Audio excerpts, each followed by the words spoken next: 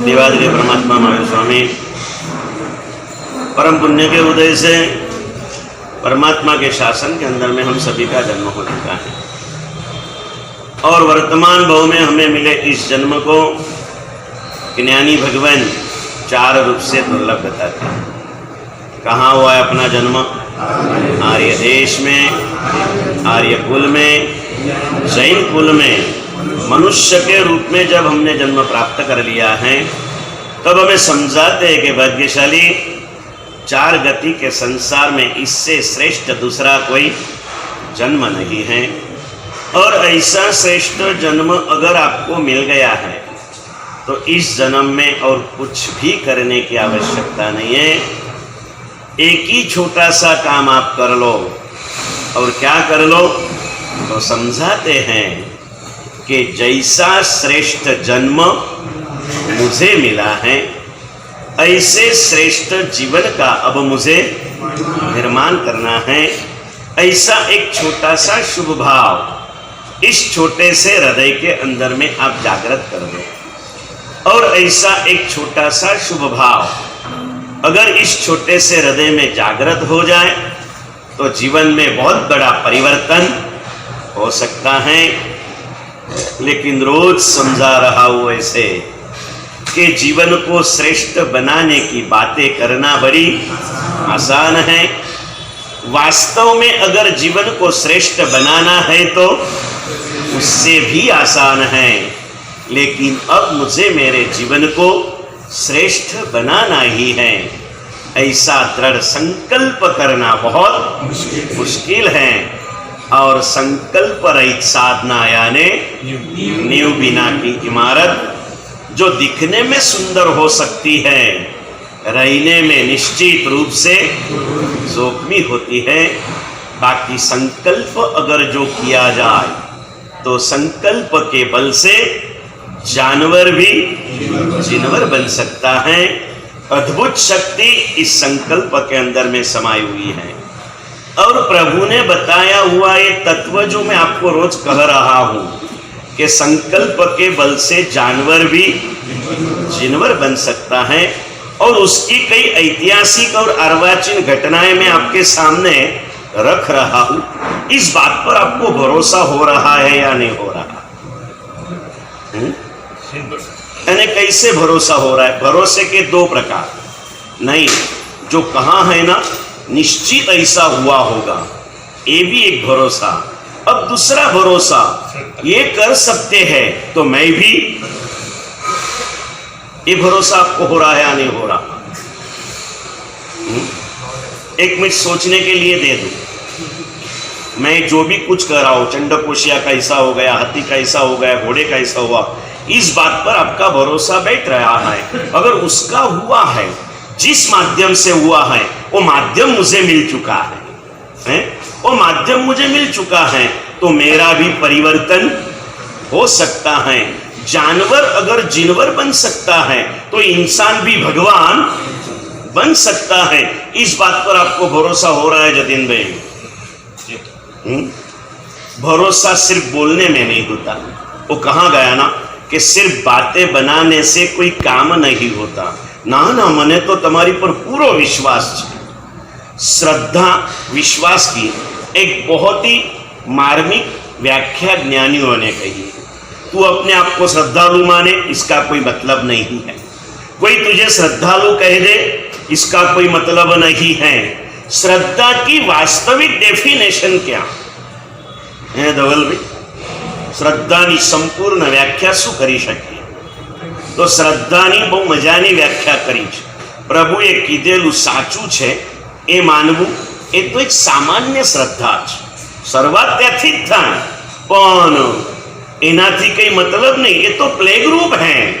भाई स्कूल में जाने जैसा बालक को लगे भाई यहाँ से वहां रहने का मन हो जाए इसलिए प्ले ग्रुप में भेज देते हैं। भगवाने કીધેલું સારું લાગે ને આ પ્લે ગ્રુપની શ્રદ્ધા જ। समझ चुके आप? वास्तविक श्रद्धा भगवान ने कहा वो सच मानना, ये तो श्रद्धा का एकदम प्राथमिक स्वरूप है? प्राथमिक स्वरूप। थोड़ी आपको अलग लैंग्वेज में समझाओ थोड़ी, तो श्रद्धा, परमात्मा का वचन सच लग जाए, मान लो कि हमारे आत्म के गर्भ में सम्यक दर्शन का प्रवेश हो चुका है। लेकिन गुजराती में एक कहेवत है मुकेश भाई, क सुवावर थई जाए, जन्मता पहला ज बालक मरी जाए, यानी श्रद्धा वास्तविक स्वरूप धारण करे ना, उसके पहले तो हमारी श्रद्धा टूट फूट के इतने टुकड़ों में बिखर जाती है कि हमारे पास श्रद्धा थी ये मानना हमें खुद के लिए भी मुश्किल हो जाता है। श्रद्धा की एक परिपूर्ण व्याख्या आपको बता दूं, वास्तविक श्रद्धा किसे कहते हैं, और इस व्याख्या को लेकर के आज अपनी श्रद्धा को तलाश लीजिए। आपके पास में आपने सोना खरीद के लाए बाजार में से और 24 कैरेट के पैसे आपने दे दिए थे, बाद में आए बंबई से आपका भाई जो जोहरी था वो आया, उसको आपने बताया, देख भाई આજે જ લઈને આવ્યો છું, આ સરસ મજાનું દાગીનું છે, અને ભાઈએ હાથમાં લેતાની સાથે કહી દીધું કેટલા રૂપિયા ચૂકવ્યા, તમે કહેશો 24 કેરેટના, એ કહેશે કે આ 22 કેરેટથી વધારે નથી, ચકાસવા જશો કે નહીં જાઓ? તમે જેની ત્યાંથી લાયા છો એની પર તમને पूर्ण विश्वास है, पूरे नागपुर में उसकी विश्वास की पेढ़ी चल रही है, लेकिन आपके भैया ने आपको बोल दिया कि नहीं ये 22 कैरेट है, आप चेक करोगे या नहीं करोगे? मुकेश भाई ने एम लागे हूँ सवार सांजना प्रतिक्रमण करूँ, परमात्मा ની રોજ અષ્ટપ્રકારી પૂજા કરું છું, આટલી મોટી ઉંમરે આંબેલની હોળીઓ કરું છું, લોકો મને ધર્માત્મા તરીકે માને છે, મારી શ્રદ્ધા પ્રેક્ટિકલ છે, એકવાર જાતને તપાસી લેજો કે ખરેખર આ બધા જે કહી રહ્યા છે અને એ સાંભળીને મને પણ એમ લાગે છે કે ના ના આ ભાવમાં કમાવા જેવું મેં કમાવી લીધું છે। एक बार अपने अंदर में झांक कर देखिए, हम खुद छल उठेंगे नहीं ये क्या है, लोग मुझे क्या कह रहे हैं, मैं अपने आप को क्या मान रहा हूं, और लग रहा है कि अभी तो मेरी दिल्ली बहुत। श्रद्धा की वास्तविक परिभाषा की प्राथमिक कक्षा में हमारे ये उत्तम भाई, मुकेश भाई जैसे जीव प्रवेश कर चुके हैं, लेकिन यहां तक रुककर नहीं चलेगा, वही ना कहीं आगे तो बढ़ना ही पड़ेगा। पुण्यशाली जानवर ने पण जीनवर बनावी दे एवं प्रभुનું शासन મને મળ્યા પછી अब मेरी श्रद्धा क्या होती है, श्रद्धा की परिभाषा आज बता दो निर्मल भाई के પછી હજી ચોમાસા પછી પણ 4 મહિના રહેવાનું છે ને, આજના વ્યવહાર પ્રમાણે કલ क्या होगा न જાણ્યું, जानकी नाथे सवारे शू थवानु छे कोई पता नहीं, एक व्यवहार है, व्यवहार दृष्टि से है, तो कुछ कुछ मुद्दे आपको देखकर के विश्लेषण बाद में करूं तो निर्मल भाई के साथ करजो वांधो नहीं, पण व्याख्यान में नहीं, सवारे स्वाध्याय में करजो, केम के पछी कोई व्याख्यान में आववानुं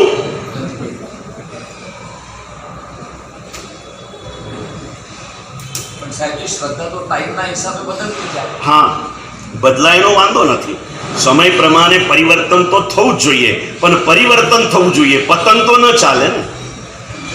रस्ते जता था, सीधो रस्तो तो गई काल सुधी, आज सवारे ए ज रस्ते गया, रस्ता में खारो आव्यो तो परिवर्तन करीने बीजा रस्ते जई शकाय, पण खोटा रस्ते तो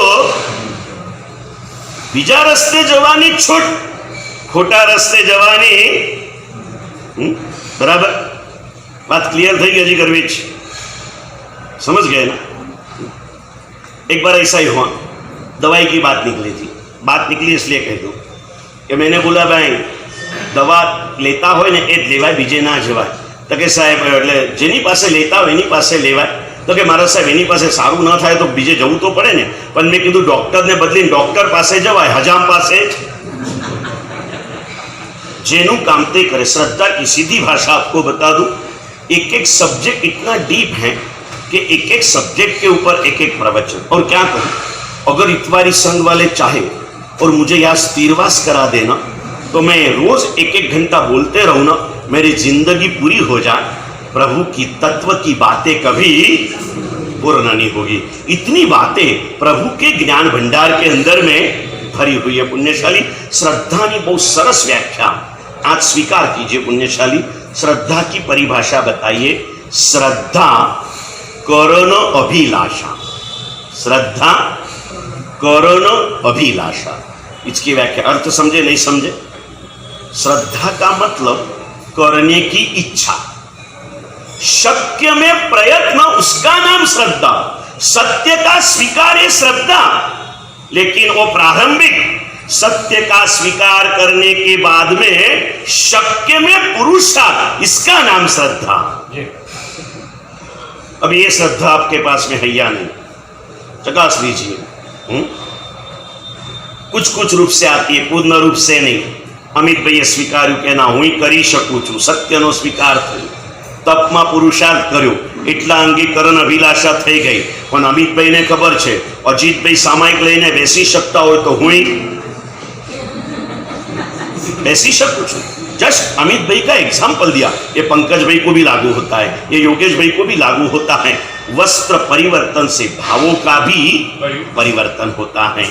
वस्त्र के हिसाब से विचारों का भी परिवर्तन होता है। पुण्यशाली, इसे विचारना हर चीज में। शक्य में पुरुषार्थ, ये है श्रद्धा की वास्तविकता, श्रद्धा की शास्त्रीय परिभाषा। समीर भाई, श्रद्धा करो अभिलाषा, जो शक्य है वो उसके लिए प्रयत्न नहीं, शक्य में प्रवृत्ति करो, अशक्य में प्रयत्न करो। क्या करो पंकज भाई? शक्य में प्रयत्न नहीं, हर सब ट्राई करीश नहीं, शक्य में प्रवृत्ति करो, अशक्य में प्रयत्न करो। बाकी अशक्य कुछ होता नहीं है। जो आज नहीं हो सकता है वो कल जरूर से हो सकता है। मन को समझाओ, एक जानवर अगर कर सकता है तो मैं तो इंसान हूं, मैं क्यों नहीं कर सकता हूं? जितने जानवरों की बातें मैंने आपके सामने रखी, वो सब जानवरों को अपनी उंगली पे नचाने की कला आपके पास में है? लेकिन एक कवि ने बहुत प्यारी पंक्तियां लिखी है इस युग को लेकर के। गुजराती कवि ने लिखा, योगेंद्र भैया, कि विज्ञान युग के मानव ने कला हासिल कर ली, आकाश में उड़ने की और पानी पर तैरने की, मगर कला हासिल न की जीवन में जीने की। उसको हर चीज आ गई लेकिन उसको जीना नहीं आया। वो आगे वाले को देखकर चल रहा है, क्या वास्तविकता है इसे समझ रहा नहीं है, और कोई ऐसी गलत मान्यताओं में फंस बैठा है। घनी बात निर्मल भाई जेवाने के, निर्मल भाई तमे आम करो, તમને શોભતું નથી એટલે નિર્મલ ભાઈ કે સાહેબ હું સમજુ છું, પણ શું કરીએ સાહેબ, સંસાર એવો છે ને કે જેવા સાથે તેવા થઈએ તો દુનિયામાં રહીએ। એક કહાવત है ना, જેવા સાથે તેવા થઈએ તો દુનિયામાં રહીએ। આવું બોલો ને જતીન ભાઈ, તમે ક્યારેક બોલતા હશો ને ભैया, मोड़ेती ना बोलो तो मन तो बोले ना आपको कि भाई दुनिया में रहना है तो जैसे के साथ वैसा होना पड़ता है। आउ केनारा ने हूँ माथे थी हाथ फेरवी ने कहूं कि दीकरा एक दिवस मारा जेवो भी थई जाने, जेवा साथे तेवा थईए तो एक बार मारा जेवो भी थई जाने मारी साथे, पछी तो जो सु मजा छे जिंदगी नी, फिर किसी के जैसा होने की जरूरत। एक दिन तू जैन साधु बन गया ना, फिर तुझे इस भाव में और कुछ बनने की जरूरत रहती नहीं है। आया है जानवर के जिनवर की कितनी बातें होगी, चलो एक रिवीजन। एक सर्प, एक घोड़ा, एक कछुआ, एक मेंढक। ओके, आज आपके सामने एक मछली की बात रख रहा हूं।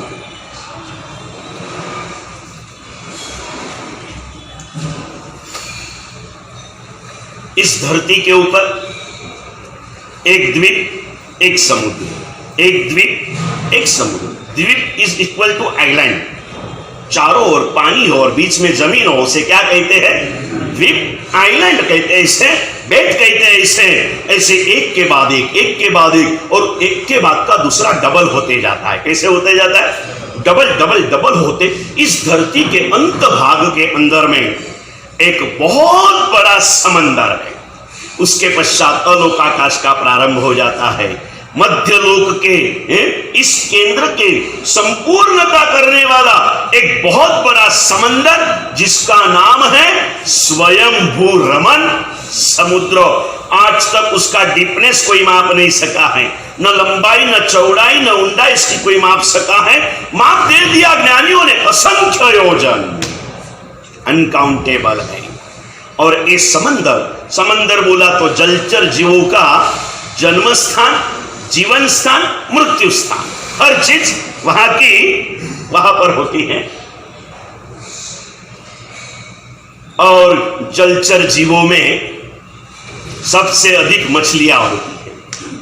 और मछलियां भी दुनिया में, अपने तो 2-5 आकार देखे होंगे ना, चाहे मछली के म्यूजियम में चले जाओ, आपको 2-5 कलर और 2-5 आकार की मछलियां मिलेगी।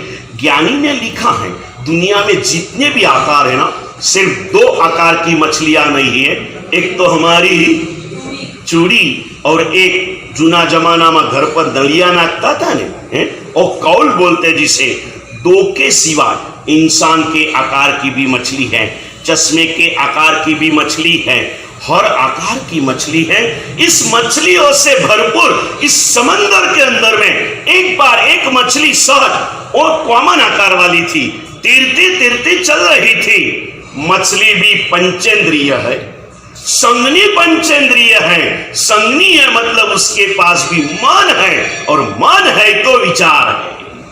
मन है तो, अब इसको पलटा के बोलो तो धवल भाई, विचार करता है तो मन है, विचार ही नहीं करता तो मन है नहीं, क्या फर्क पड़ता है? समझ गए ना भाई?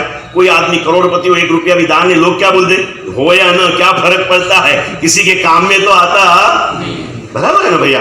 कहीं ना है मन। और ये मछली ऐसी अपनी मस्ती में, मौज में झूम रही थी। अचानक ऐसे समंदर किनारे के नजदीक में वो आई, और नजदीक में, किनारे के एकदम नजदीक एक ऐसी मछली दिखी जो मुनि सूरत स्वामी के आकार की थी। ये मछली देखने लगी, वापिस गई, वापिस आई, वापिस गई, वापिस आई, देखते रहे और कंसंट्रेशन करते रहो, भूला हुआ बहुत कुछ याद आ सकता है। अभी कोई बार लोग आते हैं ना वंदन करने को, खड़े महाराज साहब ओळख्या, फिर मैं ऐसे देखता, ना ओळख्या महाराज साहब, જોયા જેવા તો લાગે છે, બહુ ખ્યાલ નથી આવતો, પણ ક્યાંક જોયા તો મારા સાહેબ હજી વિચાર કરો ને, ત્યારે તારું ધ્યાન ધરવા દઉં બેઠો, ઘણા મને મળીને કે મારા સાહેબ ભૂલી ગયા મને. મેં કીધું દોસ્ત હું તને ભૂલી જાઉં એટલા ટાઈમે તો તું મને મળ્યો, અને હવે મને જ પૂછે છે ભૂલી ગયા મને? આ તો ચોર કોટવાલ ને દંડે જેવી સ્થિતિ છે. હે આવ્યો નહીં તું મારી પાસે 12 વર્ષ, અને હવે પાછું ડાયો થઈને મને પૂછે છે મારા સાહેબ મને ભૂલી ગયા? અલા ભાઈ એમ કહું તો તું મને ભૂલી શકે એમ નથી, હું તને ભૂલી શકું એમ નથી, કેમ કે સંબંધો છે આપના પુરાના પુરાના. ભાવચક્રની અંદરમાં કેટલીય વાર તું મારો બાપ બન્યો ને હું તારો દીકરો બન્યો, હું તારી माँ बनी ने तू मारो दीकरो बनो. કેટલાય संबंधों, संसार का ऐसा कोई रिलेशन नहीं है दुनिया के किसी जीव के साथ मैंने आज तक इसका संबंध बांधा न हो. सभी प्रकार के संबंध में अनादिकाल में अनंती बार जीव एक दूसरे से बन चुका है. किससे दुश्मनी करे, किससे प्यार करे, सभी के साथ जिंदगी को त्योहार बना के जीते रहो. छोटी सी जिंदगी है, क्या प्यार करना, क्या दुलार करना, क्या तिरस्कार करना, खुशी से इस जिंदगी को बिताना सीखे. जिम्मेदारी है तो कभी 2 कड़वे शब्द कहना भी पड़े, लेकिन हृदय को कभी कठोर मत करना. और जहां जिम्मेदारी नहीं है ना वहां तो बिल्कुल दिमाग भी मत डालो, करते रहो. देख रहा हूं पहले आए गए आए गए, 1 मिनट रुक गए, मन में आ कहीं तो भी देखा, कहीं तो भी देखा, अभी रुक गए, सोचने लगी वो मछली. सोचते सोचते सोचते याद आ गया, अभी वो ऐतिहासिक शहर का नाम याद नहीं, मान लो नागपुर ही था. इस मछली के मन में आया पूर्व भव में मैं नागपुर में था, कोचर परिवार में मेरा जन्म हुआ था. मेरे घर के अंदर में मेरे दादा ने, मेरे पिताजी ने सुंदर सा गृह मंदिर बनाया था. बड़ी बड़ी हवेलियां रहती थी ना सेठ लोगों की, इतने बड़े बड़े तो भूगर्भ भोयरे रहते थे, और पूरे भोयरों के अंदर में घर मंदिर रहते थे. भूतकाल में आजे भी जजो सूरत में સહસ્રફલાના દર્શન કરવા જાઓ જતીનભાઈ, તો બાજુમાં ચા વાલાને ત્યાં 2 માળ અંડરગ્રાઉન્ડ કેટલા માળ ઉતરો ત્યારે ભગવાન મળે, અને ત્યાં જઈને બેસો ને परम शांति। भूगर्भ में इतना बड़ा मंदिर था, पूरा मंदिर एक एक स्तंभ सोने का बनाया हुआ था, हीरे जड़े हुए थे, और परमात्मा की प्रतिमा तो रत्नों से निर्मित थी। श्रावकनी भावनाओं क्या सांभળી હશે ને? આ નવા સંગીતકારો નથી ગાતા, પણ તમે બધાએ સાંભળેલી હશે કે સાવરે સોનાના તારા મંદિરિયા બંધાવું, આગળ શું આવે? રત્નની પડીમાં ભરાવું મોરા સાહિબા, રંગ લાગ્યો। એક ચાંદીની પ્રતિમા ભરાવીને બહુ ખુશ ના થશો, એક રત્નની પ્રતિમા પણ દર્શન વલ્લભ મહારાજના હાથે અંજન છલાકા કરાવી જ લેજો ભાઈ। મને રોજ વિચાર આવે, હેમરત્ન મહારાજનું નામ લાગ્યું છે, રાજશેખર સુરી મહારાજનું નામ લાગ્યું છે, ક્યાંક દર્શન વલ્લભનું બી કોતરાઈ હતી। ચિંતા ના કરતા, મારું નામ તમારા હૃદયના અંતરપટ પર કોતરાયેલું છે ને, એથી મીઠું કાંઈ નથી। તકતીઓ નીકળી જશે, અક્ષરો ઉડી જશે, અંતરપટ પર લખાયેલું ક્યારે વિસરાશે નહીં। रत्न की प्रतिमा थी।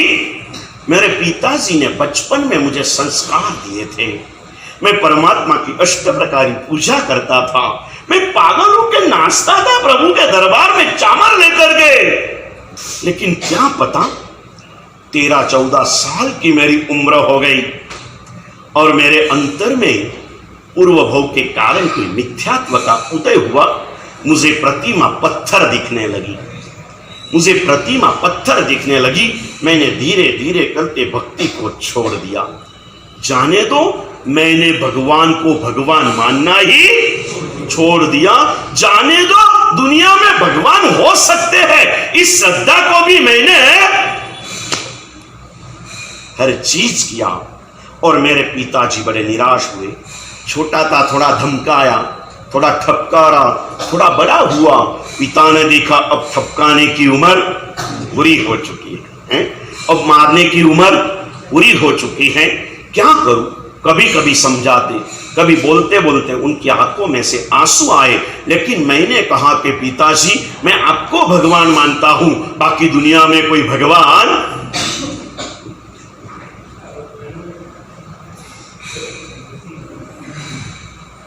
और इस पत्थर की पूजा के सिवाय आप जो भी कहोगे ना, मैं करूंगा। बड़ा शालीन था बच्चा, संस्कारी था, लेकिन भक्ति नहीं करता था।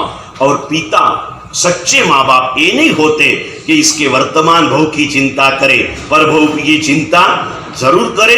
और इसके लिए क्या क्या करना, कैसे कैसे माता पिता के इतिहास हमारे यहाँ है ना, इसलिए अगला रविवार अपन ने नक्की किया है। उस दिन सभी नागपुर के सभी माता पिता यहाँ पर पधारना है और यहाँ पर ही आना है। हमें और कहीं जाना, बस इस दादा की छत्र छाया में रहना है।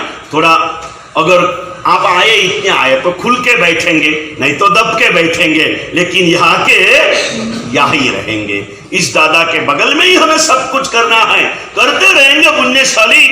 सोचते रहा, सोचते सोचते याद आया, मेरे पिताजी ने कई गुरु भगवंतों को कह दिया, लेके गए मुझे, नहीं गया तो घर पे आए, गुरु भगवंतों के द्वारा मुझे समझाया, लेकिन मैं नहीं माना। तो कोई गुरु भगवंत की प्रेरणा से पिताजी ने एक प्रयोग करके देखा। घर का प्रवेश द्वार 3.5 फीट का कर दिया और प्रवेश द्वार के ऊपर एक प्रभु की प्रतिमा रख दी। आते जाते मैं ना चाहूं तो भी मेरी नजर भगवान पर पड़ती थी, और मैं ना चाहूं अंदर जाते समय मुझे भगवान के सामने झुक के, कदाच त्यारथी आ परंपरा चाली के दरवाजा ऊपर एक प्रभुनी प्रतिमा होवी जोईए। तमारे त्या आ थयुं छे के नहीं खबर नहीं। सूरत मुंबई बधे विधिपूर्वक दरवाजाना गोखमा प्रभुनी पार्श्वनाथ परमात्मानी शांतिनाथ भगवानी प्रतिमा प्रतिष्ठित करवानो ट्रेंड चालू थई गयो छे।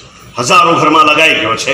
आपणे त्यां बाकी होय तो आ ચોમાસામાં એને स्टार्ट करिए। पुण्यशाली भावना होय तो मात्र स्टीकर चूंटाड़ी दो नहीं, पार्श्वनाथ परमात्मानी प्रतिमा एनी विधिओ पण बनाई छे महापुरुषोए, ए विधिपूर्वक एनी प्रतिष्ठा करवानी छे।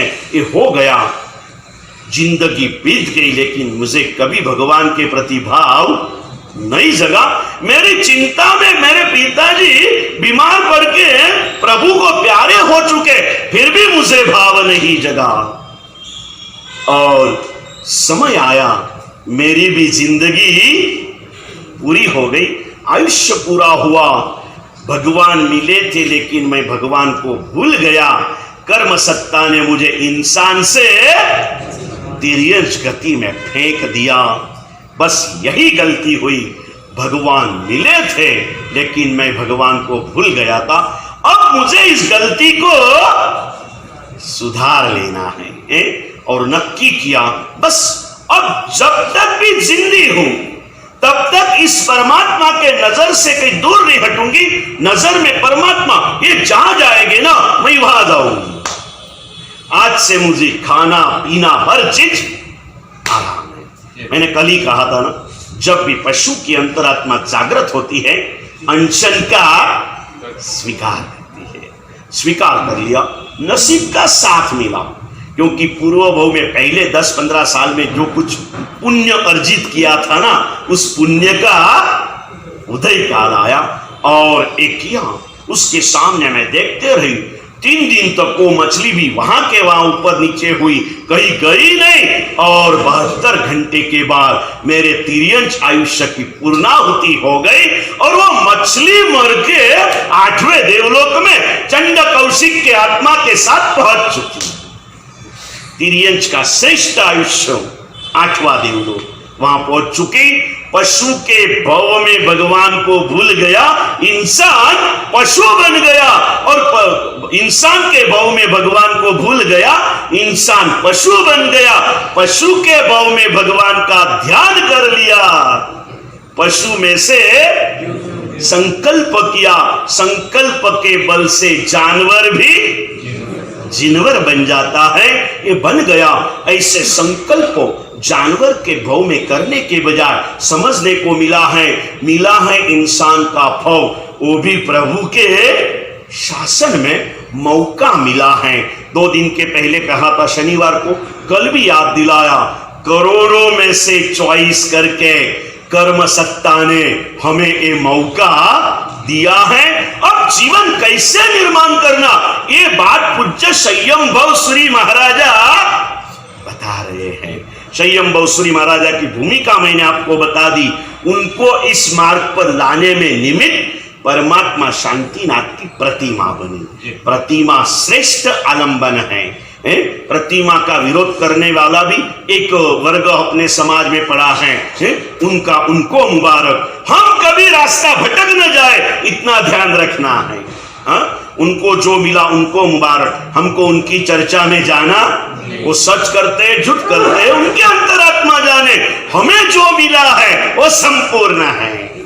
हमें जो मिला है वो, हमें कभी यहां से भटकना नहीं है, और अपने मिले मार्ग पर हमें चलना है। और इस मार्ग की बातें कहते हुए संयम भवसुरी महाराज कहते हैं, तुझे ये जन्म मिला है ना दोस्त, इस जन्म की सफलता, इस जन्म का कोई मंगल है तो धर्म ये जीवन का उत्कृष्ट मंगल है। और धर्म की तिपाही बताई, त्रिपदी बताई, अहिंसा, संयम और तप। अहिंसा, संयम और तप। तू अगर तेरे जीवन में जीना चाहता है, वास्तविक जीवन तू जीना चाहता है, जीवंत रूप से तू जीना चाहता है, जीवन किसे कहते हैं ना, इसके लिए कई सारी बातें हमारे महापुरुषों ने बताई है। श्वास चले ये जीवन अगर तू समझता है तो वो तो गधे के पास भी है। तुझे सिर्फ जीवन नहीं जीना है, तुझे इंसान के रूप में जीना है। जैन कुल में जन्म मिला है तो तुझे जैन के रूप में जीना है। ये बात जब आती ना जतिन भैया, मैं आजकल वैसे अधिक से अधिक क्रिकेट का फीवर चलता है, तो कोई तत्वों को मैं क्रिकेट की लैंग्वेज में समझाता हूं।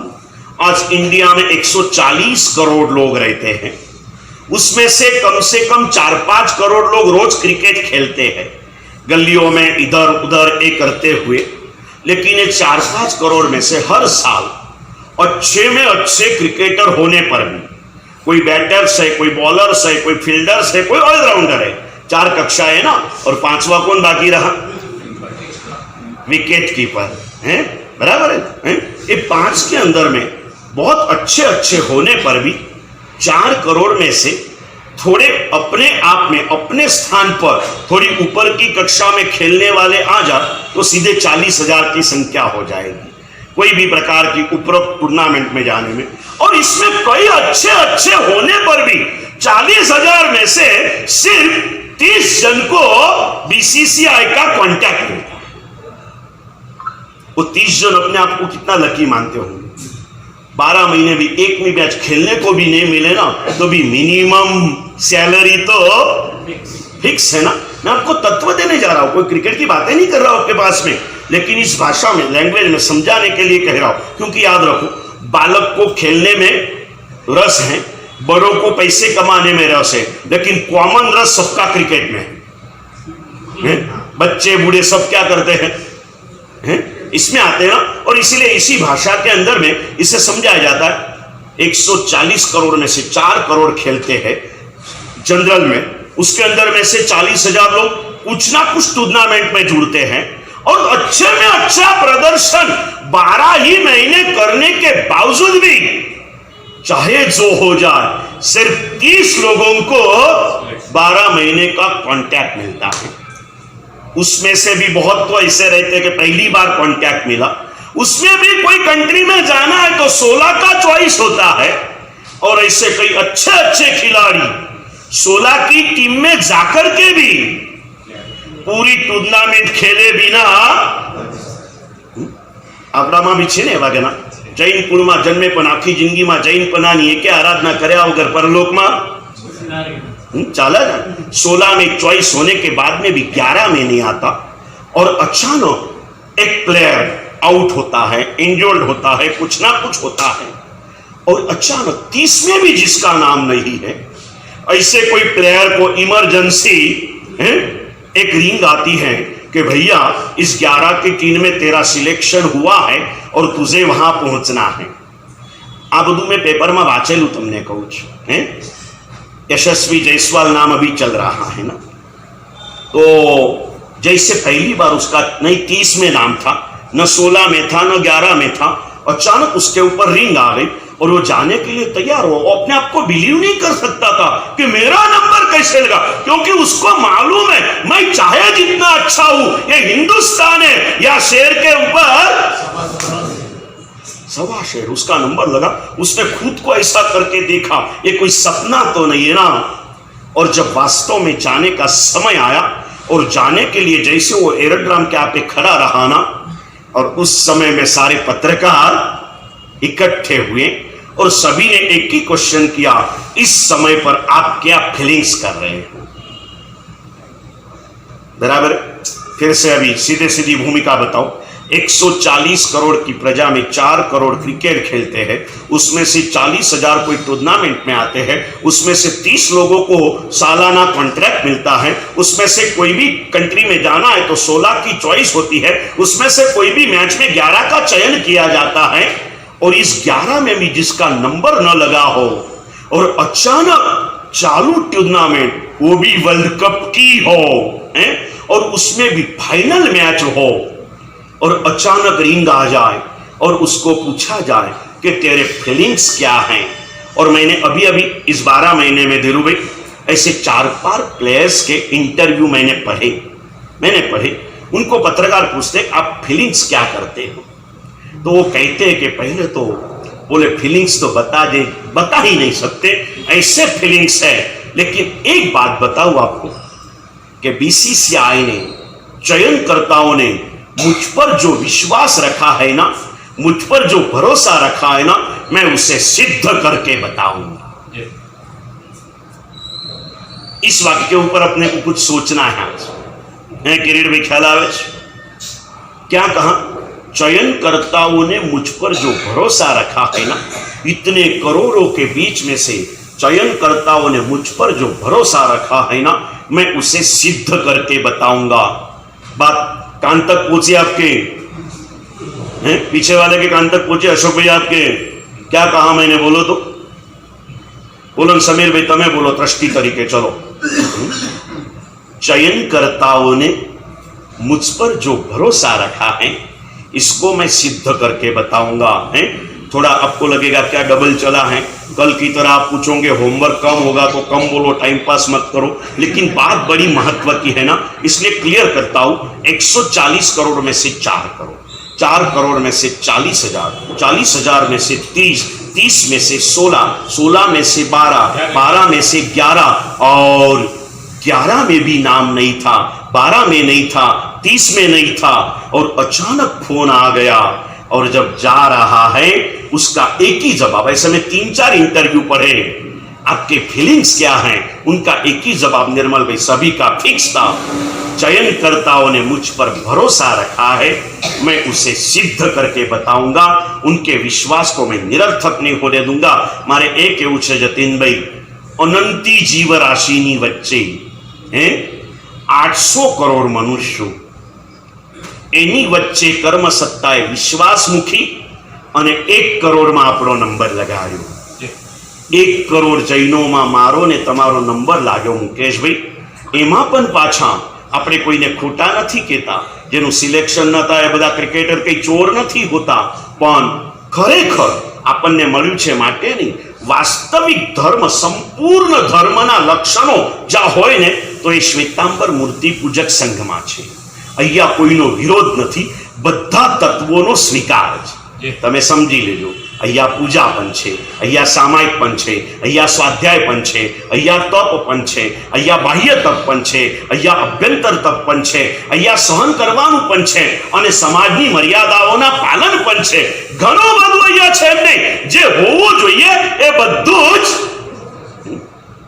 140 करोड़ में से 4 करोड़, अनंत जीव राशि में से 800 करोड़, अनंत जीव राशि में से 800 करोड़, 4 करोड़ में से 40,000, 800 करोड़ में से 1 करोड़, 800 करोड़ में से 1 करोड़, 1 करोड़ में 40,000 में से 30, मतलब जैन कुल में हमें जन्म मिला है। 800 करोड़ में से 1 करोड़ में मतलब 30 में आए, उसमें से 16 की टीम में चयन हुआ, मतलब श्वेतांबर मूर्ति पूजक संघ में आए। परमात्मा ने हमारा चयन कर लिया, यहां पर आए, कई बाहर भटक रहे थे, वहां से हमें मुनि सूरत दादा ने अपनी 50वीं ध्वजा के बहाने आपको आमंत्रित कर दिया। वैसे मन नहीं होता था आने का, लेकिन दादा की स्वर्ण ध्वजा आइए ना महोत्सव के दिनों में याद कर लिया। विपिन भाई मेनू साहब एसपी वाला ने आखी वरगोडानी जवाबदारी आपी दीधी छे। प्रवेश वखते मने कीधुं આજે પણ એવા યુવાનો હશે વરગોડાની તૈયારીમાં દિવસ રાત જોયા નહીં હોય અને વરગોડો પત્યા પછી ઉપાશ્રય જોયો નહીં હોય, હશે बिल्कुल हसो नहीं, તમને વાસ્તવિકતા બતાડું જ।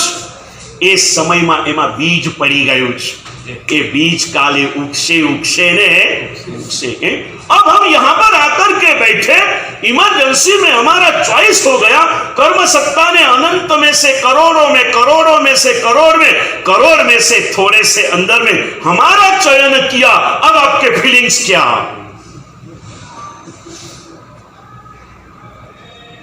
अभी हमारे फीलिंग्स क्या होने चाहिए, क्या खुशी होनी चाहिए हमें, क्या बताओ। एक मैच के अंदर में चयन होता है ना, आंख में खुशियों के आंसुओं के साथ जा रहे हैं। जायसवाल को रहने के लिए घर नहीं था, आज जू में फ्लैट ले लिया। क्यों? कोई किसी की मेहरबानी से नहीं मिला, अवसर मिला ना, उसे सफल किया, मेहनत किया, कड़ी मेहनत से मिला है। हम नक्की करें, चयनकर्ताओं ने मुझ पर भरोसा रखा है, कर्म सत्ता ने मुझ पर भरोसा किया है और मुझे सुपात्र मान करके श्रावक कुल के अंदर में जन्म दिया है।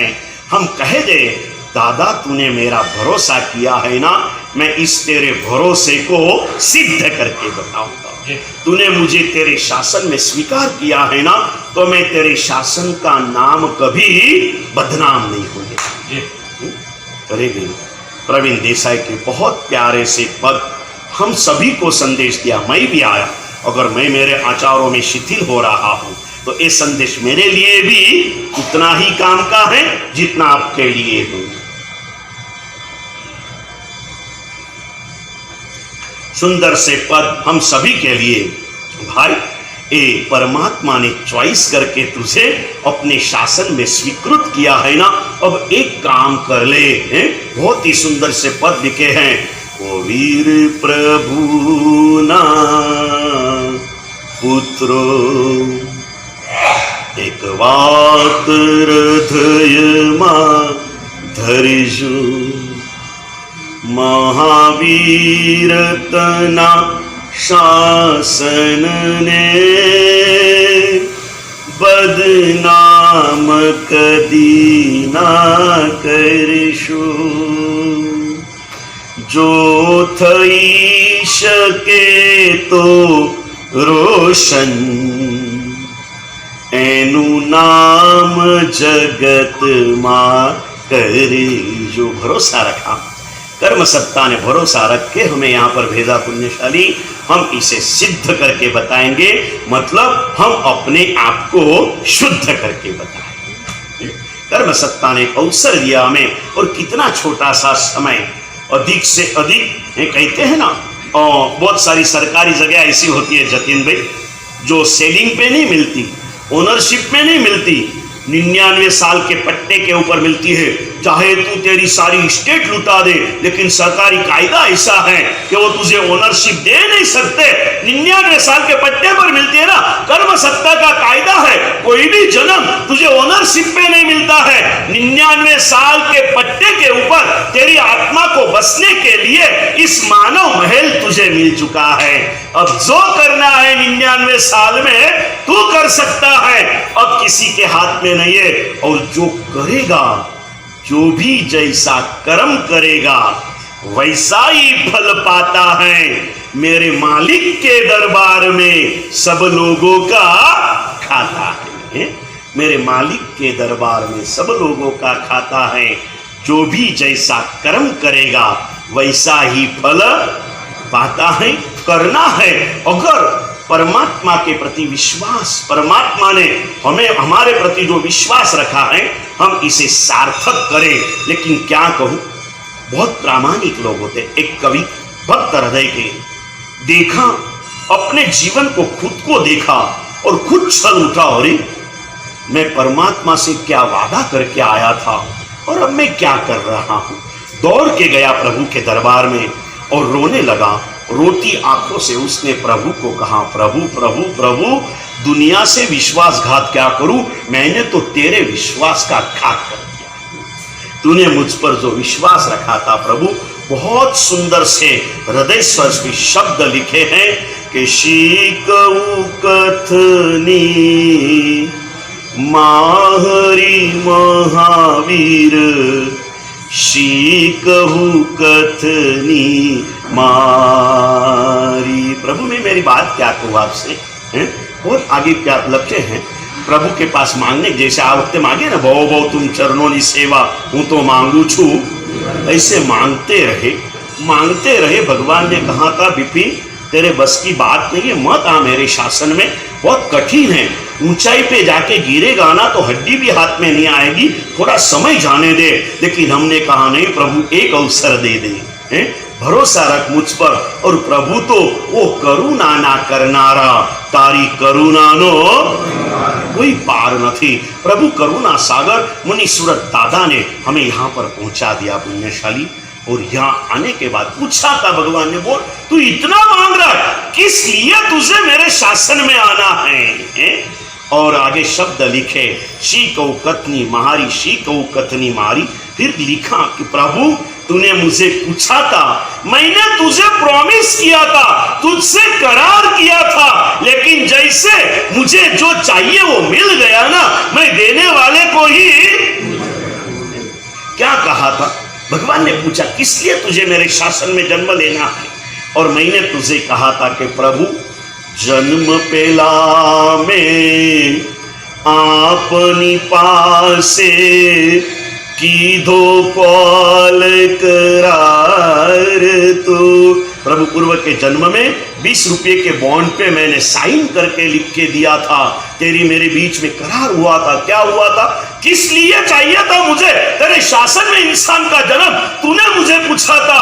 और प्रभु मैंने तुझे प्रॉमिस किया था कि अनंत जन्मना फेरा मिटाववा, मनुष्य जन्म दिलधारी,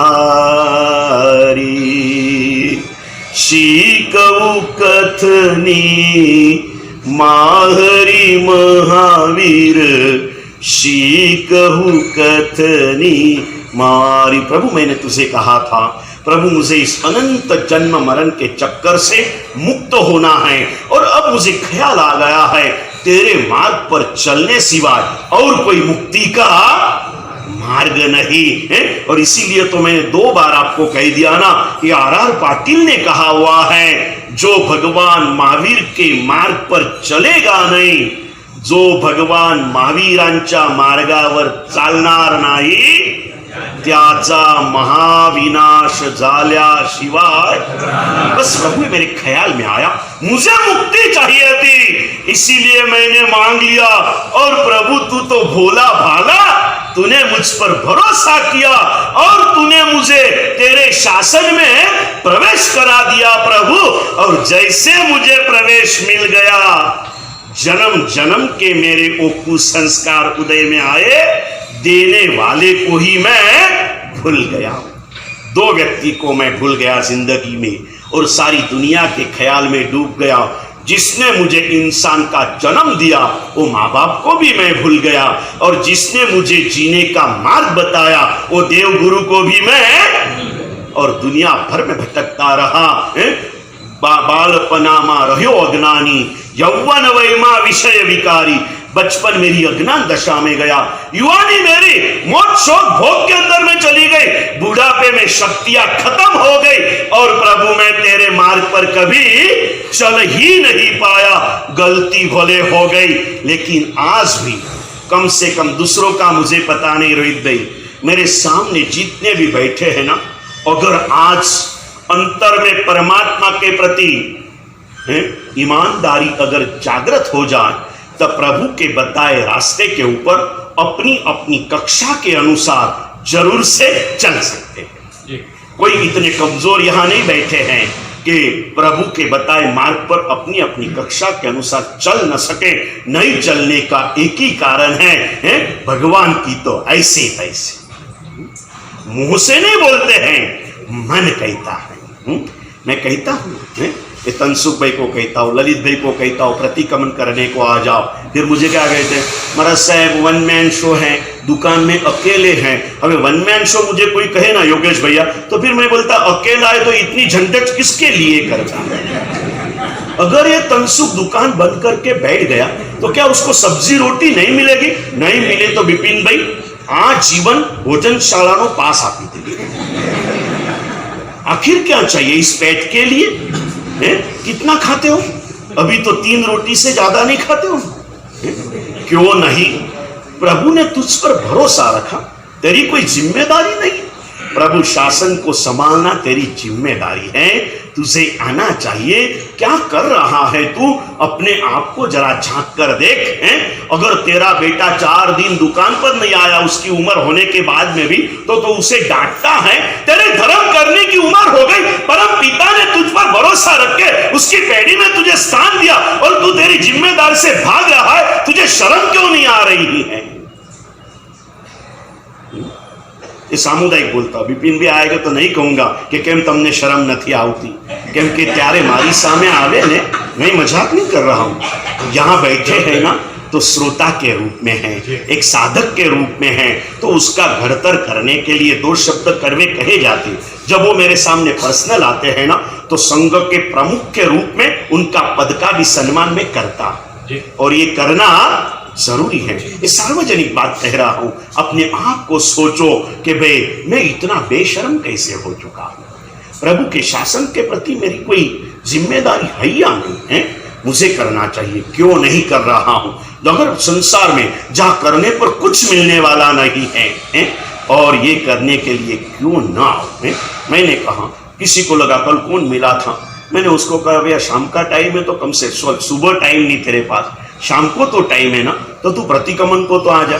शायद तुझे लगता होगा यार मेरे जैसे युवाओं कोई आते नहीं, मैं कैसे आऊं, तो मैंने बोला तू अजीत भैया का आदर्श ले ले, इनके उम्र के एक ही आते हैं, जिंदगी में आया अकेला आया, जाएगा अकेला जाएगा, तो अकेला धर्म किया तो बिगड़ता क्या, और जब तुझे मार्केट में जाना है तो क्या 10 मित्रों को साथ में लेके जाता कि मित्रों को छोड़ के जाता है? अगर पैसे कमाने के लिए जाता तो पवित्रता प्राप्त करने के लिए क्यों नहीं आता। मुझे आज हेतलबेन ने पूछा, गुरुदेव जब व्याख्यान में प्रभाव ना करूं, जब प्रतिक्रमण ની પ્રભાવના ચાલુ કરું એ બાને પ્રતિક્રમણમાં આવનારા વધશે? મેં કીધું ના કરતા, મારે કોઈને એવી પ્રભાવના આપીને કઈ ભેગા કરવા નથી। લાખ વાર ગરજ હોય તો આવજો, અને न हो तो फिक्र न करता। एक सत्य घटना पुराण ग्रंथों की महेंद्र भैया आपके सामने रख दूं और आज आपको भी आज से प्रतिक्रमण का आमंत्रण दे दूं। कोई दवाइयां वगैरह लेना है तो मेरे पास लेके आना, मैं आपकी सारी दवाइयां छुड़ा के फेंक दूंगा, फिक्र मत करना। हाँ, भगवान की दवाइयां। एक सत्य घटना कह दो आपको पुण्यशालियों, महादेव जी के मंदिर के आगे एक भिखारी सदा के लिए बैठता, बड़ा संतोषी था, कुछ भी मांगता नहीं था, पात्र रख के बैठता। आने जाने वाले, उस समय पैसे का दान का जमाना नहीं था, कोई चावल डाले कोई मूंग की दाल डाले चाले जाते थे। शाम होने पर एक आदमी खा सके इतना मिलता था मनोज भैया, और चले जाता, घर पे जाता। 3 पत्थर, घर तो क्या था, घर जैसा कुछ नहीं था, बड़े पेड़ के नीचे थोड़ा सा घास का झुपड़ी बनाया था, 3 पत्थर लिख दिए। उज्ज्वला गैस योजना की कोई जरूरत नहीं थी।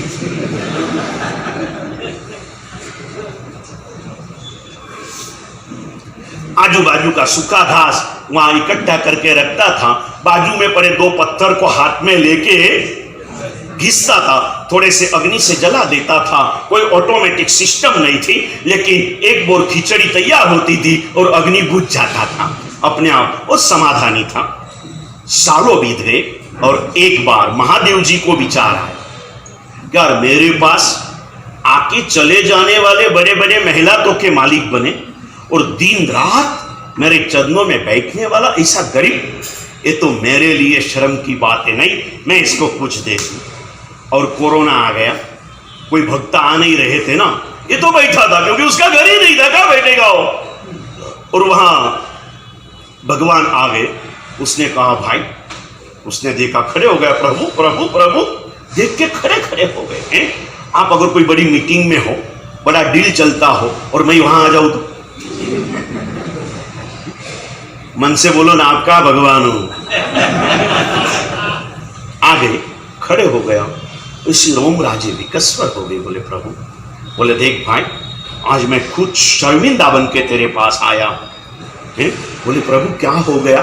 बोले मेरे पास आके चले जाने वाले स्वार्थी, ढोंगी और कोई सच्चे भी, हर प्रकार के लोग, लेकिन वो बड़े बड़े महिलाओं के मालिक बन गए और तेरे पास कुछ भी नहीं, मुझे शर्म आ गई है।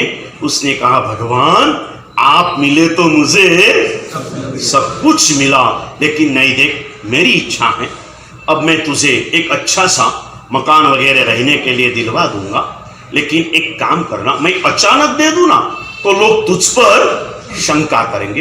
यानी कल से अब तू क्या करना, एक छोटा सा टेबल लाके और सिंग और चने का धंधा चालू करना, फिर वो धंधे में बरकत मैं तुझे देते जाऊंगा।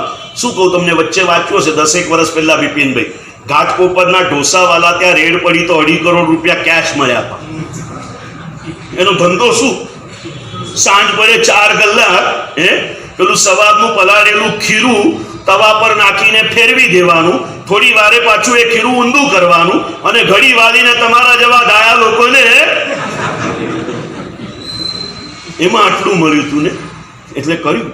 और 12 महीने में तो इसका धंधा ऐसा बना, पहले महीने में तो गाड़ी से छोटी दुकान पे आया, टपरी हो गई, टपरी में से दुकान आया, 12 महीने में 3 माल का मकान बन गया, नीचे दुकान, 1 मिनट ग्राहक खाली नहीं, 1 आके 2 आए, लाइन लगती थी, ऐसी लाइन से गिराई चलती थी। 12 महीने दूसरे बीते जतीन भाई, और ऐसे समय में धूपकाल के दिन आए, टेरेस के ऊपर सोया था, वो शेड बन गया था ना, अभी टेरेस पे गया था। 12 महीने के पहले हालत ऐसी थी रोहित भाई, एक क्षण भी प्रभु को भूलता नहीं था। आज दिन ऐसा आ गया, एक क्षण भी प्रभु की प्रभु टेरेस पे आए आज। प्रभु तो कहीं पर भी जा सकते ना, वो सोया था, जैसे प्रभु को देखा खड़ा हो गया।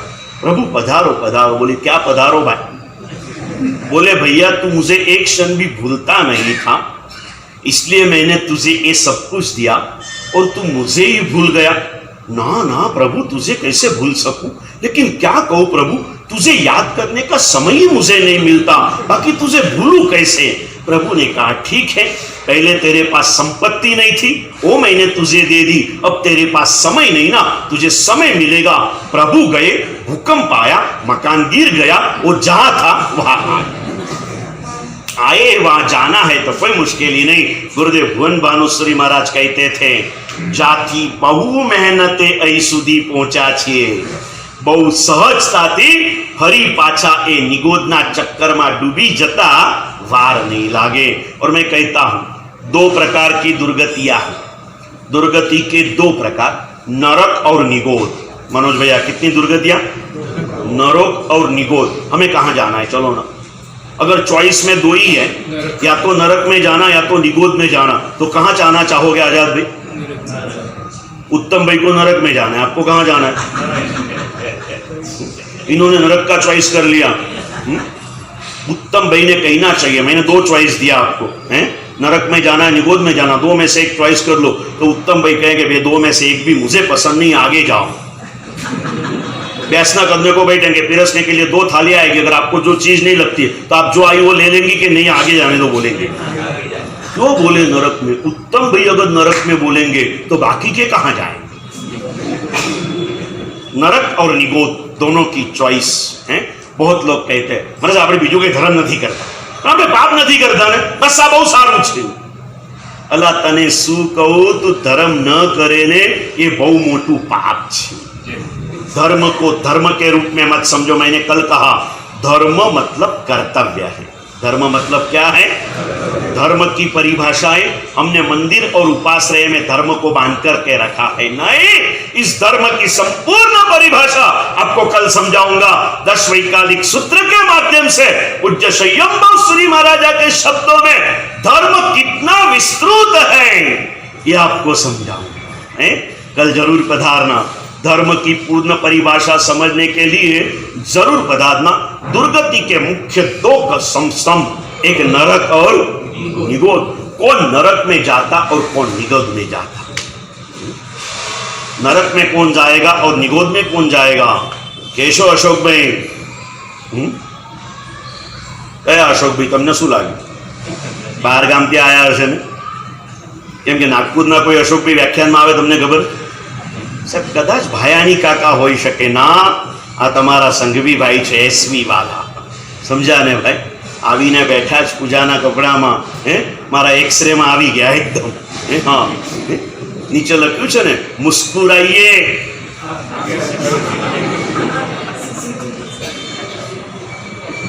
नरक में कोण जाए ने निगोद में कोण जाए? तो लख्યું છે पाप करे ते नरक में जाए અને પ્રમાદ કરે તે નિગોદમાં જાય। તમે પાપ નથી કરતા, નરકમાં તમારી ઈચ્છા હશે ને તોય જલ્દી નહીં જઈ શકો, પણ પ્રમાદ કરો છો ને તો નિગોદમાં જતા મુનિ સુરત દાદા પણ તમને નહીં બચાવી શકે। જ્યારે જતા હશો ને ત્યારે પેલા 6 મહિના ત્રાસ આપીને દૂર જતા સંગમને જોઈને વીરની આંખોમાં આંસુ આયા હતા ને ત્યારે 100 વર્ષ આ મુનિ સુરત દાદાની ભક્તિ કરીને જ્યારે આપણે નિગોદ તરફ જતા હોઈશું ને કદાચ મુનિ સુરત દાદાના આંખમાં આંસુ હશે કે મને પામીને 10 વર્ષ મારા સંઘના પ્રમુખ પદે રહીને પણ બિપિન મારા ધામમાં આવવાના બદલે આ બિપિનભાઈનું નામ લઉં છું ભાઈ, હું નથી ઈચ્છતો કે હું એમ માનતો પણ નથી કે ત્યાં જશે, પણ ફોર એક્ઝામ્પલમાં મોટાનું નામ લઈએ ને એટલે નાનાને ખરાબ ન લાગે।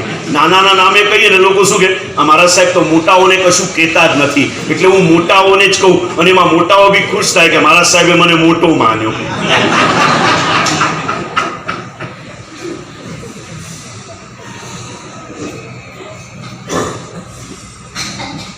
इस तत्व को आज ले जाइए मनोज भैया हृदय में।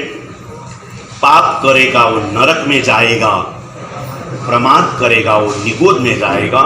नरक में जाएगा ना अधिक से अधिक 33 सागरोपम के बाद इसका उद्धार होएगा, निगोद में जाएगा।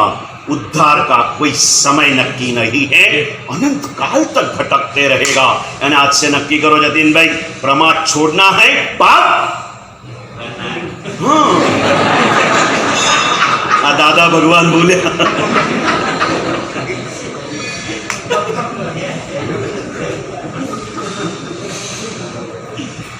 मैं प्रभु का सेवक, पाप तो नहीं करूंगा, प्रमाद भी नहीं करूंगा। क्यों? आइए पुण्यशाली हैं આજે જેમ કહેતા જઈએ ને, અને પેલી કહેવત છે દુનિયા ઝૂકતી है झुकाने वाला चाहिए, एम नवी कहेवत છે अध्यात्म क्षेत्रनी, दुनिया समझती है समझने वाला चाहिए। जो नता आवता, रविंद्रभाई ने कीधु ए आवता थया, नरेंद्रभाई ने कीधु ए आवता थया, सुरेशजी बापना आवता थया, तमारू શું નામ? જયેશભાઈ શું નામ? हाँ ए आवता थया, एक पछी एक आवता थया ने भाई, हजी भी आवता थशो।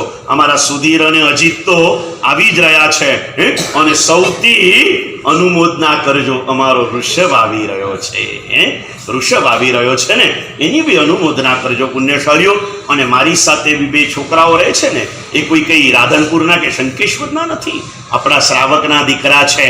माता पिता घर बार परिवार छोड़ीने रहता होय ने, तमारा दीकराने कान पकड़ीने लाईने को जो दीकरा माँ बाप ने छोड़ीने गुरुनी निश्रामां रहीने आराधना करे छे, आखो दिवस संघ शासननी प्रभुनी भक्ति करी रह्या छे, आव थोड़ું કંઈક तो कर, अने तमारो दीकरो मानशे मानशे ने मानशे। पुण्यशाली जरूर से पधारना, आते रहो।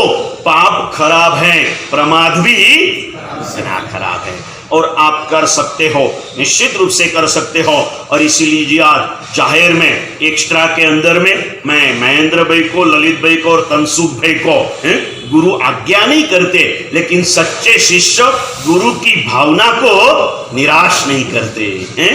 करो दुकान बंद, क्या तकलीफ है? 7 बजे दुकान बंद करके आए तो कितना रुपया कम होता है बोल देना, विपिन भाई चेक तैयार रखो। कितना कम पड़ता है? रातना चेक लखीने आपी देवाना, सुबह आओ तब चेक रिटर्न कर देना।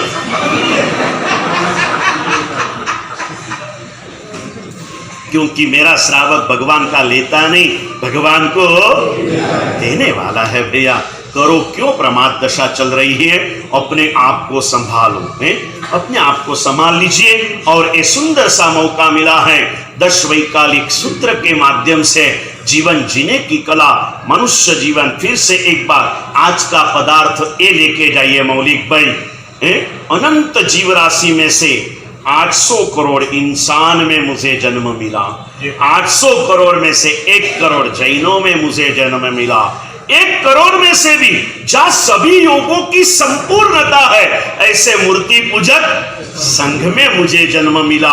उसमें भी नागपुर जैसी धर्म नगरी में मुझे जन्म मिला, और उसमें भी इतवारी जैसे संघ में मुझे आराधना का अवसर मिला। मेरा नसीब सिकंदर है। दादा मुनि सूरत के सामने खुशी के अश्रु के साथ कह दो, प्रभु तेरे सुवर्ण वर्ष में तूने मुझे मौका दिया ना प्रभु, तेरे भरोसे का मैं पालन करूंगा, तेरा विश्वासघात में कभी नहीं करूंगा। कहोगे कल आए मनोज भैया, मैं खुद भक्ति में गया, क्या 15-20 मिनट मजा आ गया ना। अभी मनोज भाई को कहे तो ऐसा मजा मुझे देने के लिए आते रहो, सब आओ, सबके लिए। मैंने कहा था देखो प्रतिक्रमण करना है तो चौबियार कंपलसरी है, लेकिन भक्ति करने के लिए चौबियार कंपलसरी नहीं। हाँ आप भक्ति करो, थोड़ा नमाज पढ़ लो, जाके रोजा छोड़ो।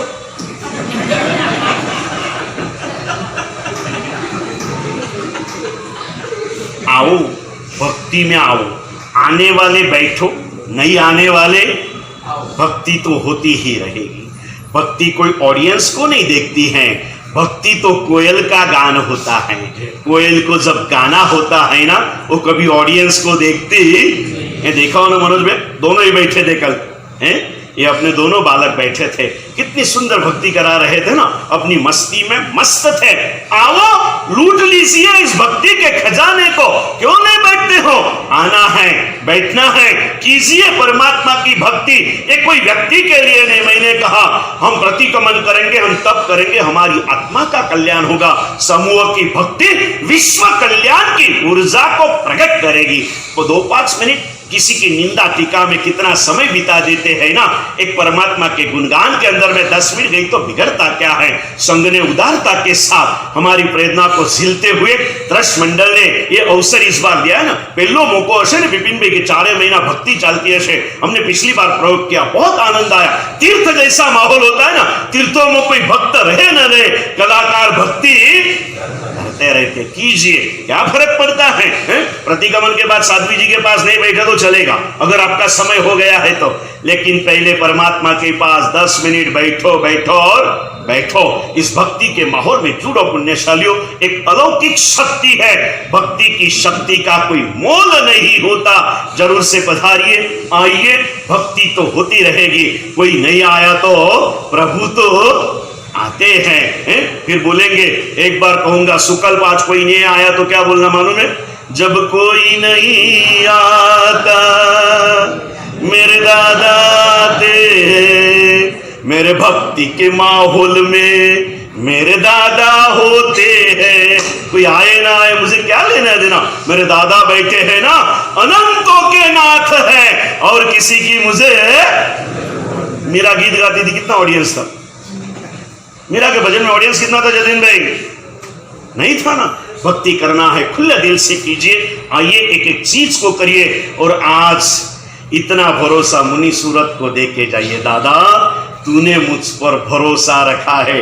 1 मिनट बता रहे, जैसे विपिन भाई माफ कर जो, अपन कही दो, अनंती जीव 140 करोड़ माथी 4 करोड़, 4 करोड़ माथी 40,000, 40,000 माथी 30, 30 माथी 16, 16 माथी 12, 12 माथी 11। અને એમાં પણ નંબર નતો, અને અચાનક કોલ આવી ગયો અને મારો નંબર લાગી ગયો। મારા ફીલિંગ્સ છે, પ્રભુ અનંત जीव राशि में से 800 करोड़, उसमें से 1 करोड़, उसमें से 25 लाख, उसमें से नागपुर शहर, उसमें से इतवारी संघ, दादा तेरा दरबार। कल परमात्मा के दरबार का बहुत अच्छा गीत मनोज भैया ने गाया था। 3-4 गीत इतने सुना है ना, मैंने तो पहली बार सुने थे, उनका रूटीन होगा है, लेकिन मैंने पहली बार सुने हैं। आज भी ऐसे कुछ गीत सुनेंगे। गुरुदेव कल तो समय मिला था, आएगा। आप जाहिर में बहुत मत को, फिर मुझे शर्म आती है, तो शर्म आती है तो शर्माने जैसा कर मत, आते जा, कहने का मौका क्यों देता है? आते रहो, आए तो भी स्वीकार, नहीं आए तो आपकी मजबूरियां आपको मुबारक। खुश रहो, सुखी रहो, सच्चे रहो, अच्छे रहो। परमात्मा की बात हार्दिक भाव से क्षमा याचना।